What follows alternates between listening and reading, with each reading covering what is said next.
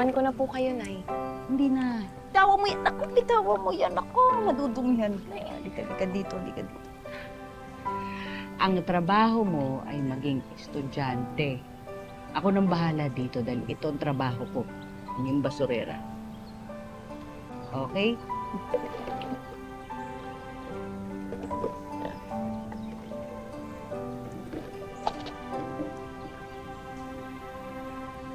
Nay, hayaan niyo. Matapos ako ng pag-aaral, hindi ka nahawak ng basura. Okay. Magpapasalamat ako sa Diyos dahil napakasipag mo mag-aral. Baho. Ano ba yan? Mates ko. Ano? Ang baho! Ano ba yan? Paharang-harang sa daan ng mga basura mo. Kaya tayo pinupugad ng mga daga, ipis, at mga langaw dahil dyan sa mga basura mo, Onyang. Sabel, pasensya na. Pinagpipilian lang para maibenta pa. Walang galang, Aling Sabel, Lota. Si Nanay ang dahilan kung bakit malinis ang barangay natin. Simula nang tinanggalan ng munisipyo yung budget ng mga truck ng basura, nangongolekta dati. Ay, sorry. Nakaharang eh.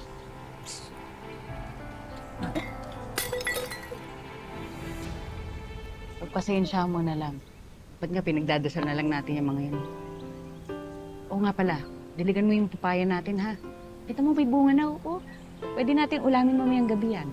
Nakakatipid tayo sa ulam. Anak, bumili ka ng panggisa, ha? Para may pang-ulam tayo mamaya.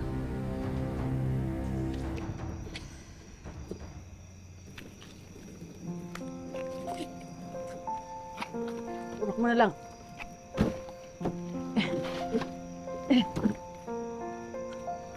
Oh. Pakipitas mo na yung papaya natin ha, tapos papasok ko tong gata. Sige, Nay.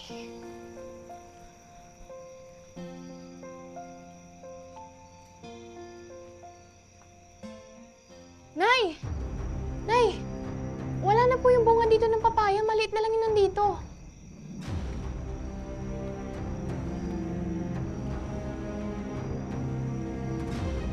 Nay!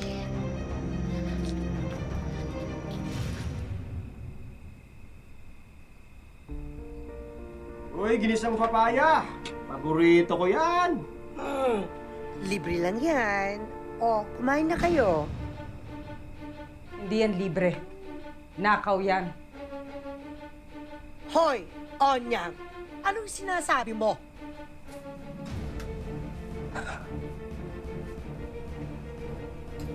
Hindi ba totoo?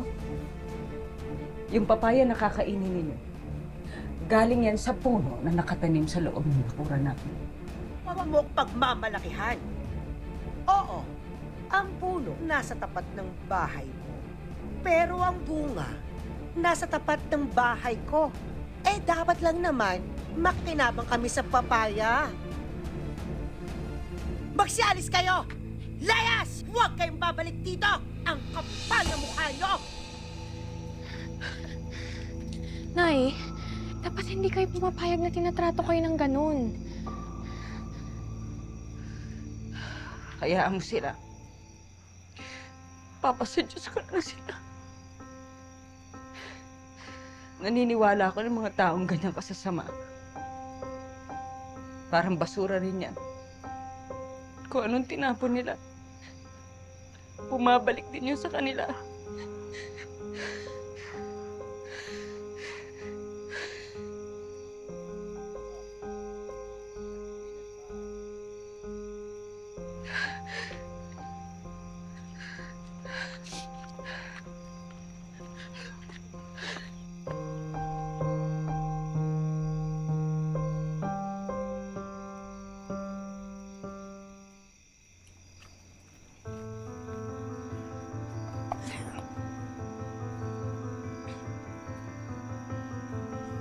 Bilisan mo na. Tulog si Onyang. Dala mo na yan dito. Bilisan mo. Kailangan sugatan to at lalagyan ng kasino. Kailangan masugatan yan para mas lalong mamatay.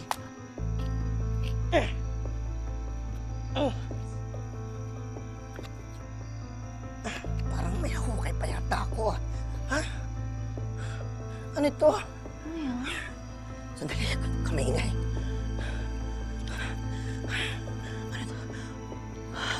Ano yan? Kutsara, tinidor. Teka ho. Wait. Ginto! Nay! Wait, tingin. Ginto nga. Di lang basta kutsara tinidor. Nay, mayaman na, Nay! Dapat hindi malaman ni Onam to na galing dito yan. Ano yan? Kutsara, tinidor, nahukay namin. Ginto, kamingay. Kanino yan? Baka tas naman ang tingin mo sa kutsara, tinidor ko. Ikaw raw dyan, ha? Isang taon pa lang tayong magkalipin, ha? Huwag na huwag ko lang malalaman na uunsingin mo ko. Itutusok ko to sa mata mo. Ha? Tara!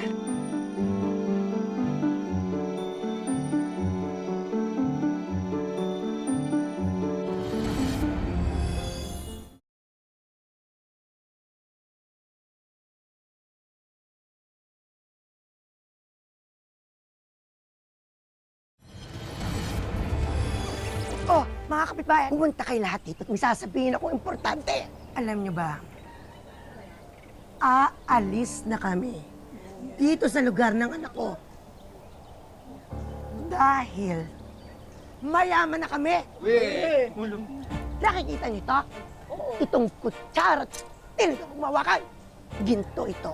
At kapag nabenta ko ito, mayaman na kami. Sigurado ka bang At huyo kayong lahat. Saka, Nay, nakahanap na ako ng bibili niyan online. Kolektor daw ng ginto. Talaga? Diba? Kita niyo yun? Mayaman na kami. Kita nyo, mayaman na kami. Kaya kayo, mamatay kayo sa inggit. Halos ka nga dyan ang bako mo. Tabi! Tabi! Mayaman na kami. Ha?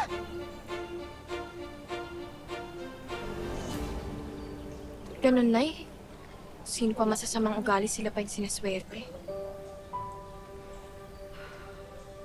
Dapat matuwa na lang tayo sa swerte ng ibang tao. Kasi yun ang binigyan ng Diyos sa kanila. Diba?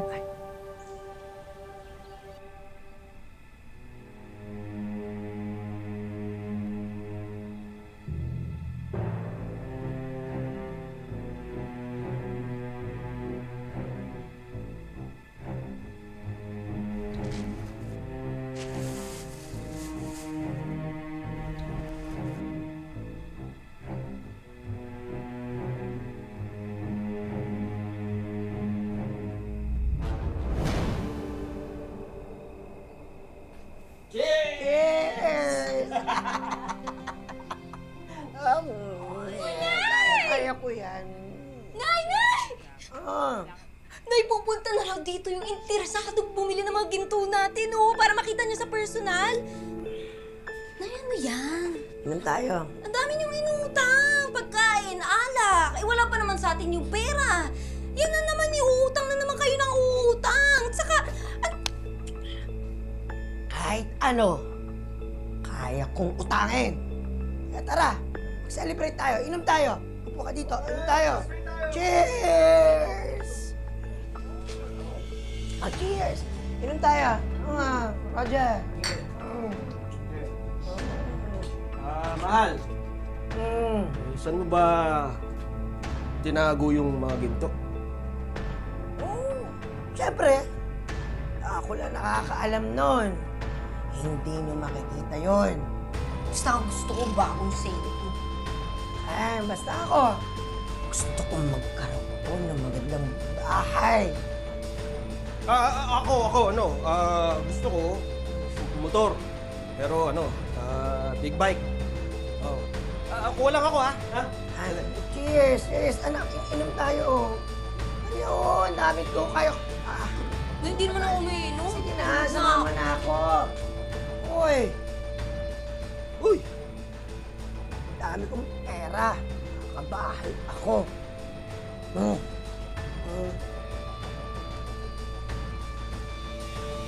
Ay, Roger.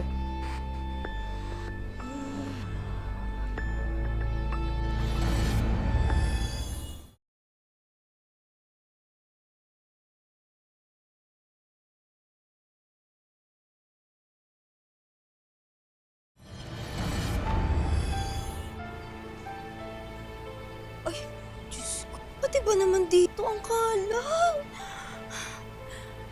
Ano ka naman yan?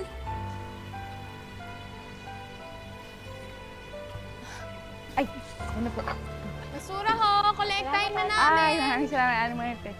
Salamat. Aling Onyang, ito po yung mga basura! Okay.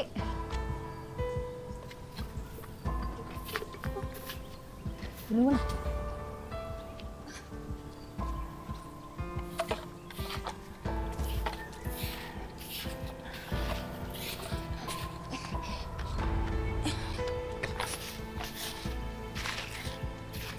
Sa susunod, kapag hindi nakaayos yung basura niyo, hindi namin kukolekta rin. Ay, eto Manil, tulungan mo ako dito. Mabigat to eh. Ano eh? Ay. Kalat.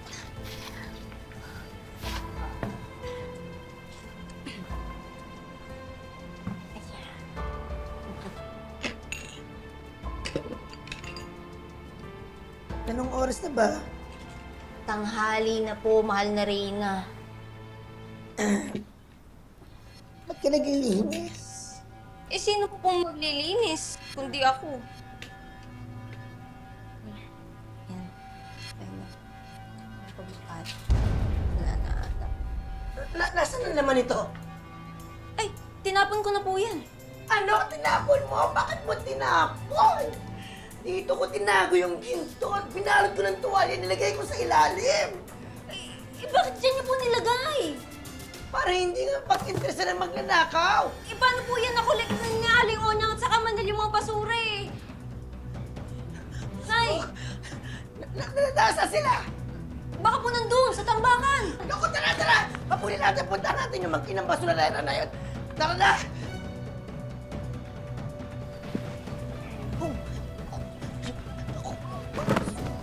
Kuya.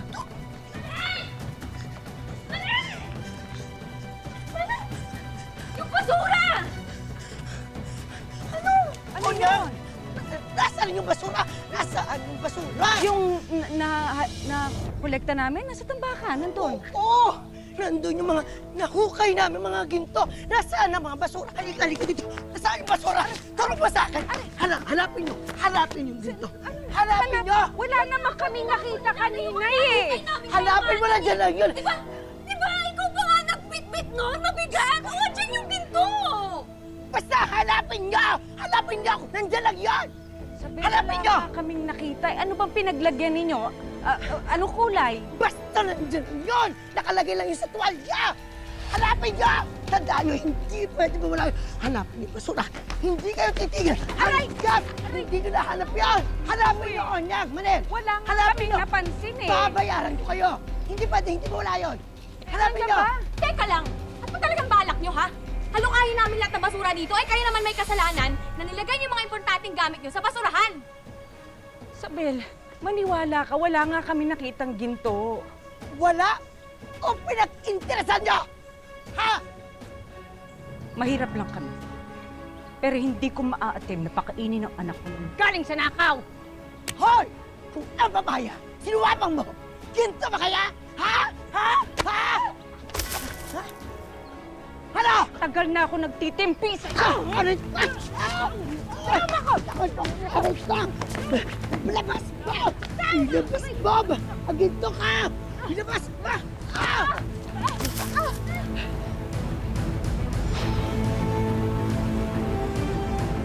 Kung hindi mo mahahanap ang ginto ko, papatay kita!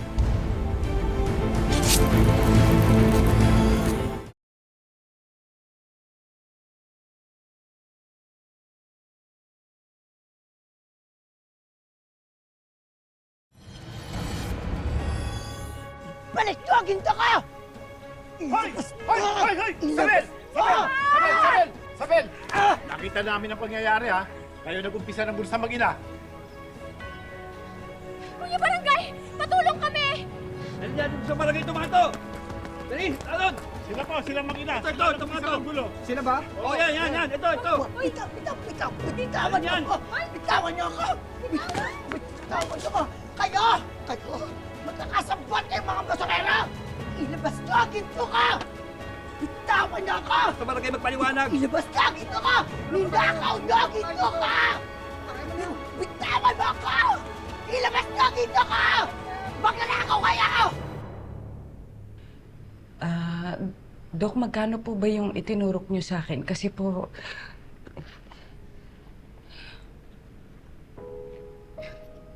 Ito lang po kasi yung dala ko.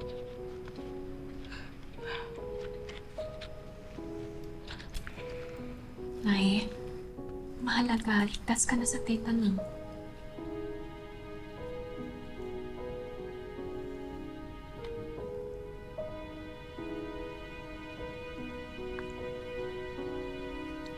Huwag na ho kayong alala. Libre na ho ito. Ilalapit ko na rin ho kayo sa pinakamalapit na hospital ng bayan, sa social service, para wala na ho kayong bayaran.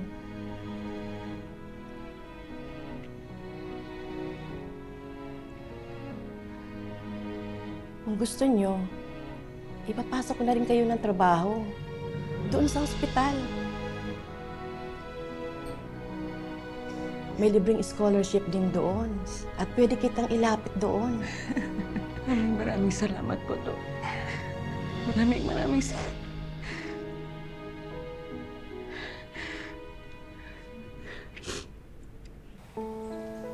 Oras na continue ulit sila, ako na mismo magpapakulong sa inyo. Huwag niyo pong pag-initan yung mga taong nagpapanatiling malinis sa barangay natin. Ay, hindi ka na.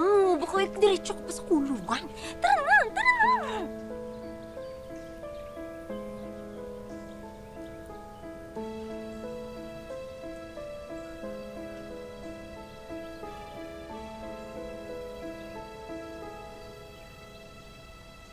Huwag ka mag-alala, bibigyan kita ng tip. Sige na! Sige na eh. Mamadali ako eh. May nahabol akong last trip ng bus. Ano, boss? Magkano? Boss? Magkano ba yan? Ikaw pala kumuha ng ginto! Ha?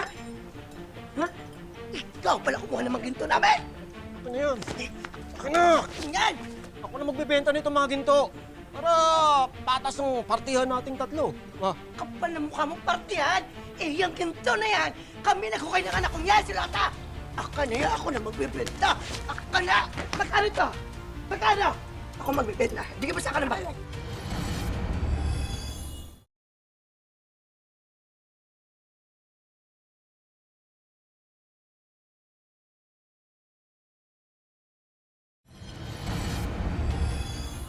Magkano? Ako magbibenta. Bigyan mo sa akin ng bayad. huwag na ho kayo magtalo-talo. Hindi po ito totoong ginto, kutsara at tinidor. Ano? Walang totoong ginto rito, puro tanso. Alam ko, kahit saan nyo dalhin to, walang halaga ito. Hindi nga ito antik eh. Penge naman pala yung lahat ng yan eh. Oh, paano yan? Marami na kayong pinangutang. Eh, paano babayaran lahat ng yun? Hoy, Roger! Hiwalay na tayo! At kung musubukang umuwi ng bahay, ibabakol kita sa hukay! Sa'yo na ang tanso na yan! Ha?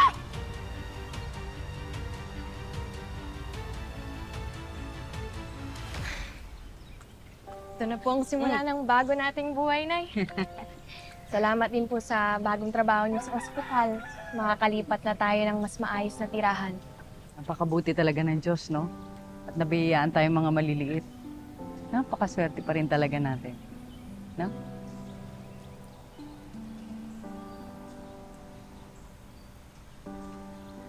Babawiin din sa inyo lahat yan! Naku, babalik lang din kayo dito.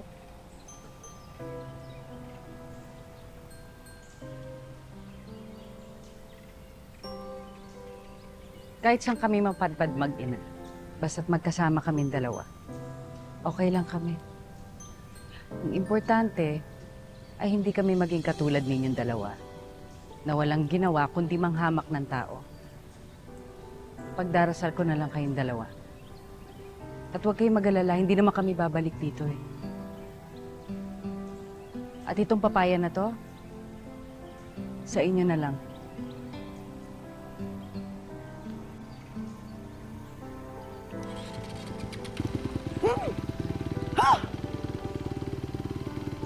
Pitisan mo na nga yan! At gagawa pa ako ng tsara mamaya! Kakainis to!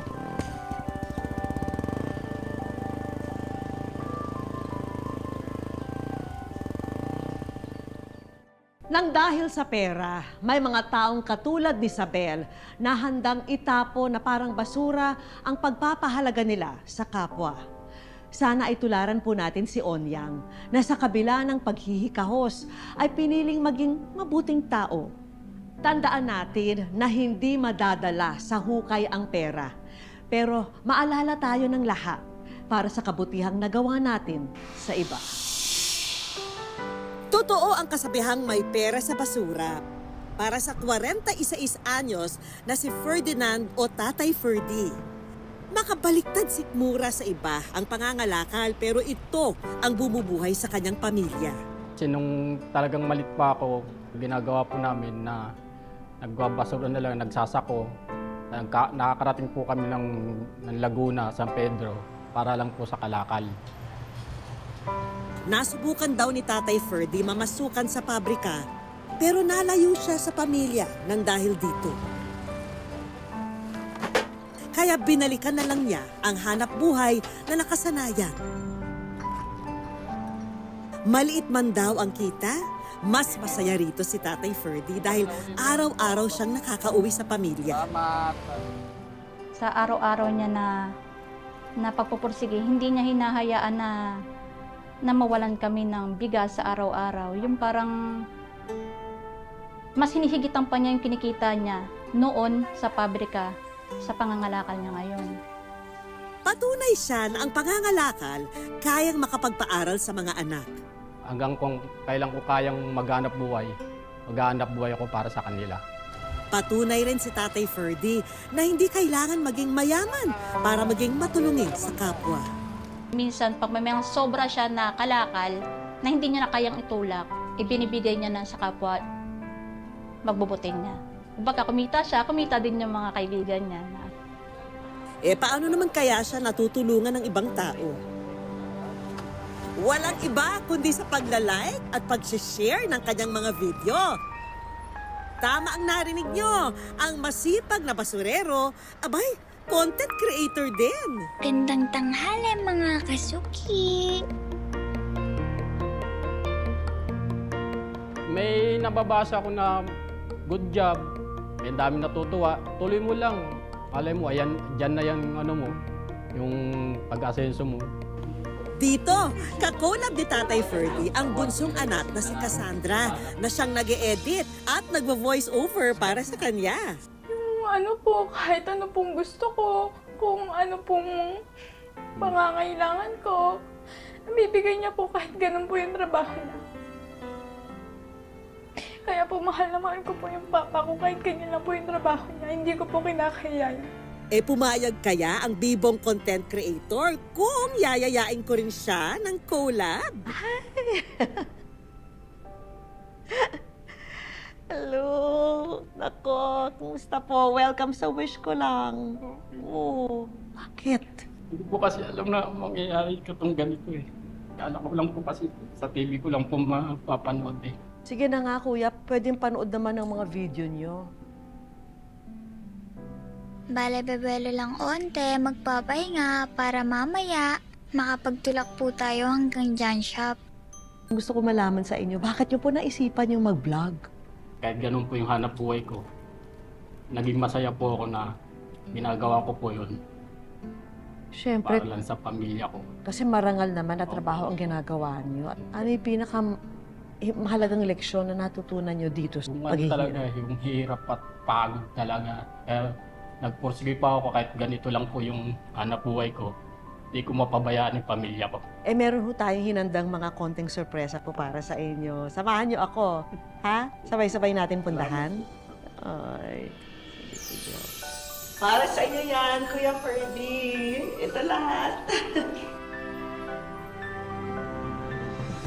Para may dagdag na kabuhayan sa kanilang lugar ang mag-iina ni Tatay Ferdy, bigay ng wish ko lang ang mga plasticware products na ito na pwedeng ibenta.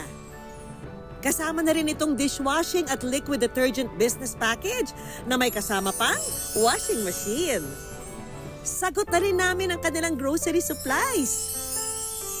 Para sa buong pamilya niyo po yan. Maraming salamat po Ha? talaga, ma'am. Nabanggit ni Tatay Ferdy na marami sa kagamitan nila sa bahay ay mula sa kanyang pangangalaka lamang. Kaya naman, mga brand new na appliance and furniture ang bigay namin sa kanila. May LED TV at stand fan. May dining set para sama-sama na sa hapag ang mag-anak. Sana maging useful po ito sa inyong lahat. Kasama naman nitong educational assistance ang Wish Ko Lang Savings, munting tulong mula sa aming programa. Ito po, itatabi ko po para lagi ko pa yung maaalala talaga. Pagbubutin ko pa po lalo yung lalo po yung vlog. Maraming salamat. Ay, thank you rin po sa inyo ha, at binahagi niyo sa amin yung story niyo. Mga kapuso, lagi po nating tatandaan, hanggang hindi tayo napapagod, humiling at maniwala. Hindi tayo mapapagod, lumaban sa buhay. Para po sa ibang mga kwentong itinampok ng Wish Ko Lang, i-follow lang po ang Facebook page ng Wish Ko Lang at GMA Public Affairs. Mag-subscribe na rin po sa GMA Public Affairs YouTube channel. Ako po si Vicky Morales at ito po ang Wish Ko Lang.